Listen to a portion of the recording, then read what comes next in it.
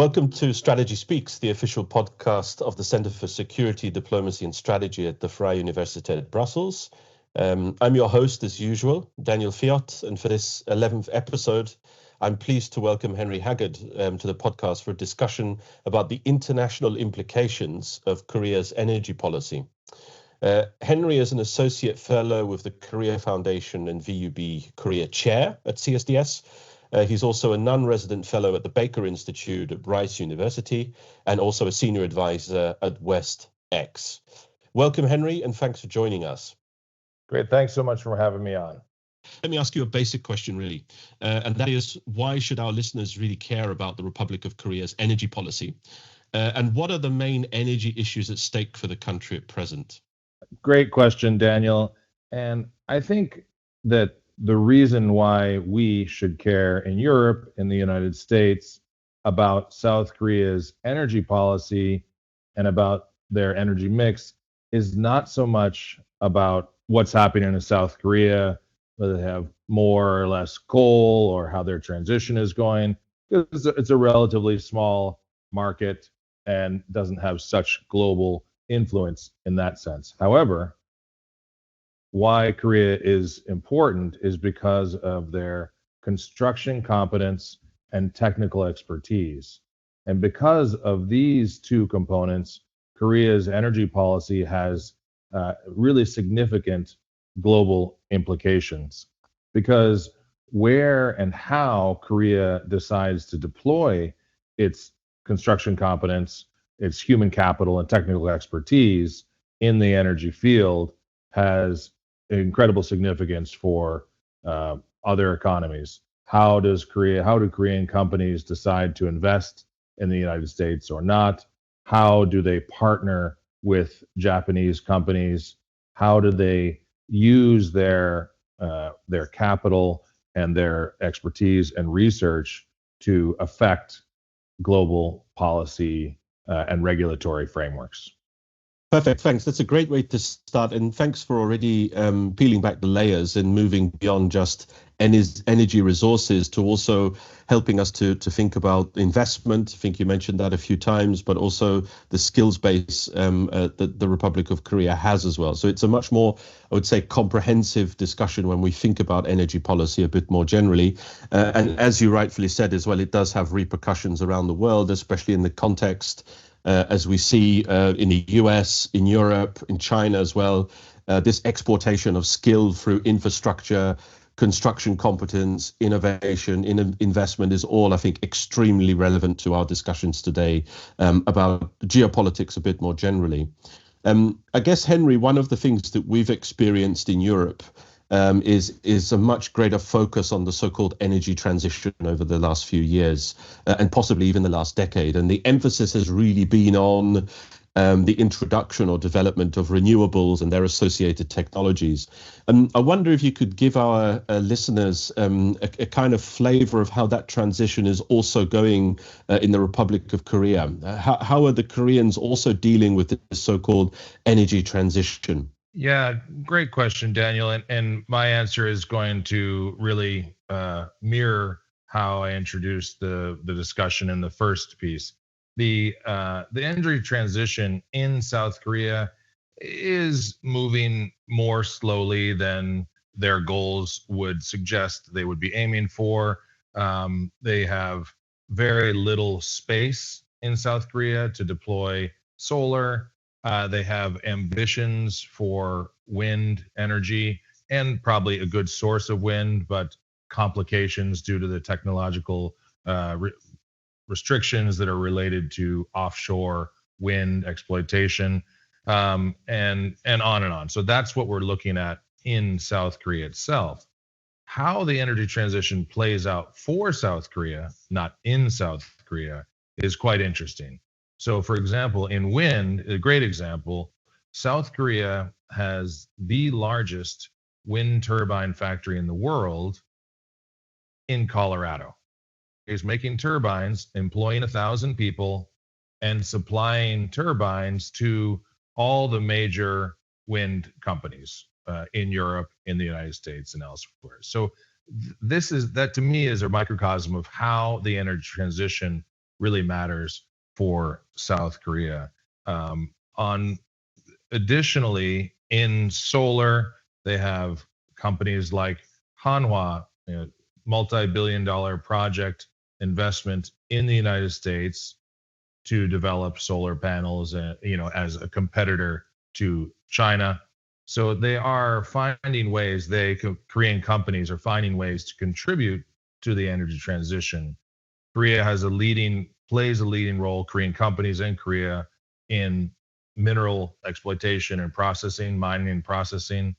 Companies like POSCO, Korea Zinc, and others are deployed globally to mine and process, partnering with companies around the world. And Korea is playing a leading role in the Minerals Security Partnership, which is all about the energy transition. So again, I can go on and on about this because it's really the heart of the transition is how Korea's companies play a critical role in the supply chain that's related to transition. The story about transition in South Korea itself is less rosy, but Korea and Korean companies' role in the transition is central.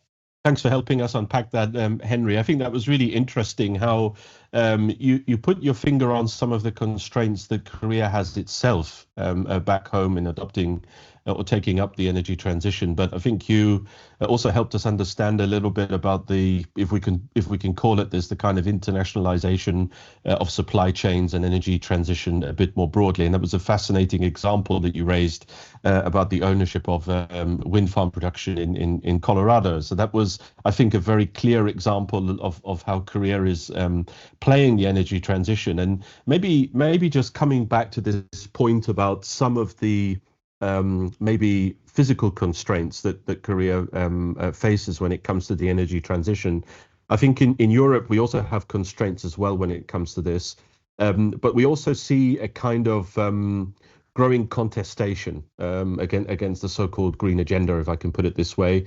In recent months and weeks, we've seen more of a re-emphasis of the messaging on fossil fuels, in particular gas and oil, and that's become, I think, a very big part of the conversation now about how we match energy supply and economic growth and competitiveness. That's certainly a conversation which is gaining much more traction in Europe. And has done over the last few months. But I wonder from Korea's perspective then, when it comes to, the issues of prospecting for new gas and oil resources or reserves in the region, and you also mentioned as well the importance of mineral security or mineral resources as well. I mean, how is Korea playing that kind of game and developing those initiatives closer to home? On the fossil fuel scene, first and foremost, important to underscore the fact that Korea right now has zero natural resources. And I alluded to this in the first response, but no natural resources in energy or really overall. So it has to import. And so the way it pays for these imports is with its technical capacity. That said, if South Korea could develop some of its own natural resources, that would be, of course, beneficial from an energy security perspective. Since they are the largest importer of LNG from the United States, they're importing all their crude oil. They have one of the largest refineries in the world in Yosu. I believe it's the fourth largest. So a huge amount of their industry and their economic output is either fueled by, pardon the pun, fueled by imports and directly, or the knock-on industrial effect is a great money winner for them. But now back to the supply and the energy security issue, South Korea is eager to try and adjust that zero resource situation, and they have sent out exploratory drilling ships to the EC. Initial reports are not positive. That most experts expected that. However, even if there might be some there or south of South Korea that might make sense to explore, even if it is not economically interesting, but just in order to benefit them for their energy security and national security. Interesting piece as they're related to their exploration for gas is they are looking to develop CCUS, carbon capture, in the EC and potentially south of Jeju. So this has potential ramifications for Korea's role in the greening and the energy transition. So that's kind of a description of where Korea is at in the fossil area. I think there's a diplomatic component, of course, that if they can adjust their trade imbalance with the United States through more imports, that's a benefit to the South Korea-U.S. relationship. If they can find either oil or gas or an area to utilize for carbon capture, this is, again, a net benefit for their energy mix and overall economic situation. As far as minerals go, this has, again, no minerals to speak of in South Korea itself. However, they have, again, POSCO is the leading mining company, Korea Zinc. There's some others as well, but they are doing lithium and a variety of graphite and a variety of other mining projects globally. One good project I'd like to highlight, which kind of shows Korea's role in the mineral mix, as it were, is in Tanzania at the Mahenge project. This is a part of the Mineral Security Partnership. So it's the United States, 14 countries plus the EU, a coalition to develop a more secure supply chain for the energy transition for critical minerals. So Korea, Japan, the United States are working together, and Tanzania to help develop a source of graphite, which is one of the many minerals that China has a near monopoly control of and supply for.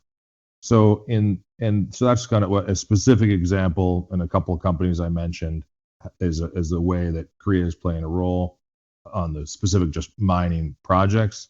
On the diplomatic side of things, Korea has now taken the chair of the Mineral Security Partnership, this relatively new coalition of countries and the EU that are seeking to develop a more comprehensive approach to securing supply chain for the critical minerals, again, necessary for the electrification of the transportation sector and the energy transition.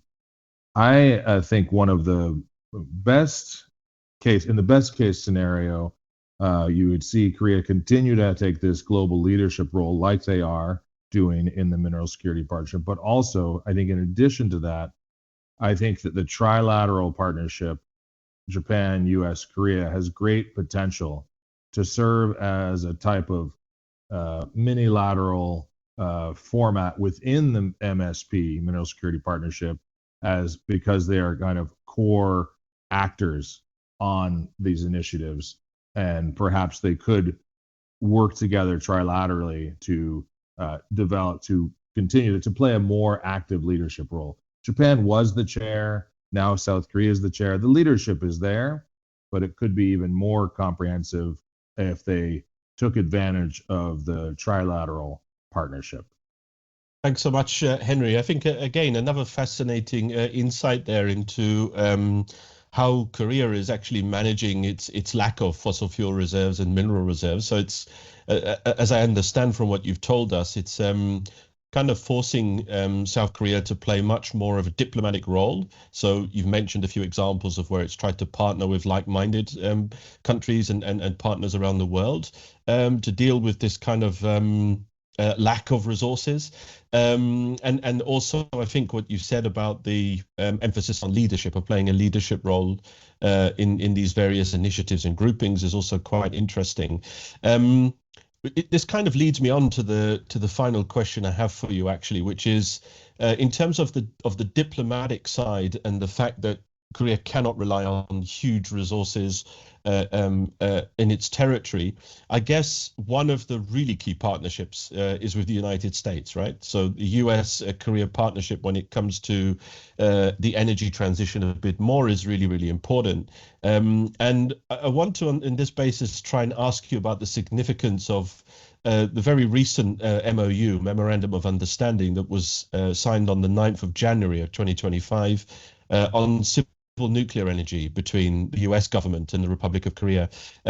How does this fit in with what you've been saying about South Korea's diplomatic footprint in energy policy, and also how it tries to seek to develop its relationship with its core ally and partner, the US?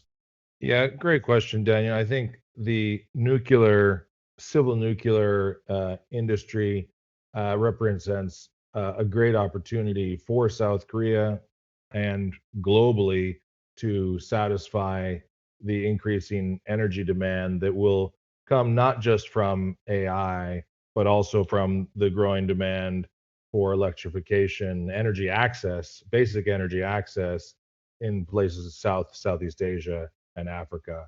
So we're going to see a huge increase in demand for energy, and the only clean way to satisfy that huge demand that is not intermittent with the technology that we know of today is through nuclear power.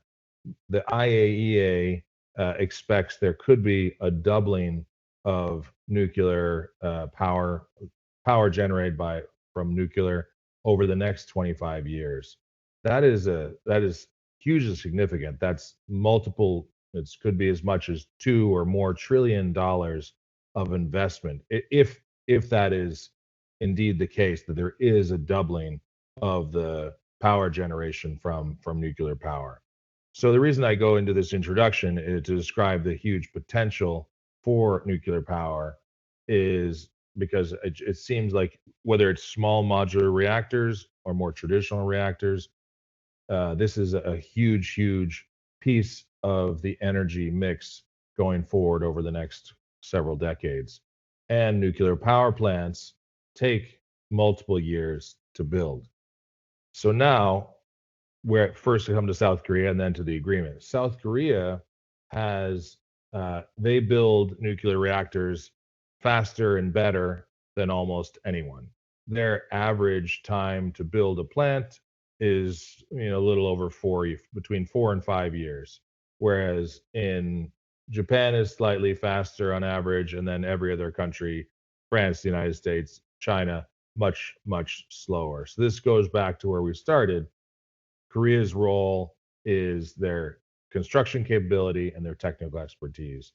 So Korea has a huge capacity with its companies, but also with KHNP and KEPCO, its nuclear, state quasi-state owned nuclear industry to build nuclear power plants. Korea is developing SMR technology, small modular reactors, as well as being able to build the traditional reactors. So that's where we're at with nuclear power. Huge demand going forward, huge amount of growth, and the South Korean industry ready to and capable of playing a huge role. One of the big hurdles, one of the big stumbling blocks that was keeping South Korea from really launching in its kind of nuclear ambitions, both as far as an export, was a legal dispute between KHNP, Korean Hydro Nuclear Power Organization, and Westinghouse, formerly U.S. company, now Canadian. There was a long time legal dispute such that when Korea would win a contract like KHNP did in Czechia several years ago for a $17 billion project of multiple reactors, it was stalled and slowed by legal dispute from Westinghouse. So what this MOU is done, it didn't explicitly do this, but it related to this MOU, and really the heart of the MOU is that that legal dispute is now resolved. So that means that Korea, not only that Korea can now continue on its way with the project in Czechia, huge project, which is again helps with Europe's energy supply over the next decades, but perhaps more importantly, it allows Korea to explore other projects unfettered by the potential legal obstacles presented by Westinghouse. So, or Westinghouse by the dispute between Westinghouse and KHNP. So, what I see going forward is Korea and Korean companies, that's Hyundai Engineering, Doosan, number of their companies play key roles in the construction of nuclear power plants. It remains to be seen or how Korean companies will fit into the supply chain and construction kind of conveyor belt that is anticipated for small modular reactors. Some of the Korean conglomerates have invested in companies like TerraPower and NewScale, leading US SMR companies.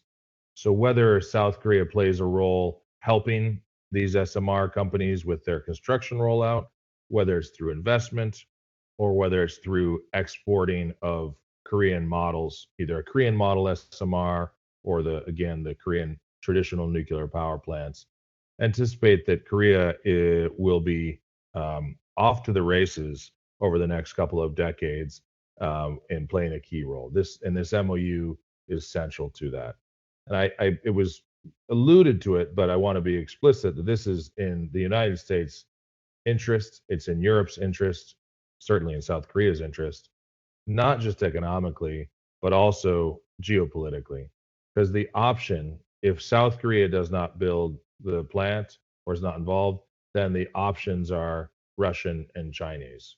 The French are an option, but they are just the capacity is not there, the speed is not there, the price competitiveness is not there. So at least for in the near term, it's really the players are South Korea and the emerging SMR companies, of which South Korea has one of the leading companies and is involved in supporting the some of the other leading U.S. companies. So this represents South Korea, and so this MOU allows this kind of runway forward for a real economic benefit to South Korea, South Korean companies, but also a clear alternative to the Chinese and Russian options, which, as you could, of course, understand, is not just about making money,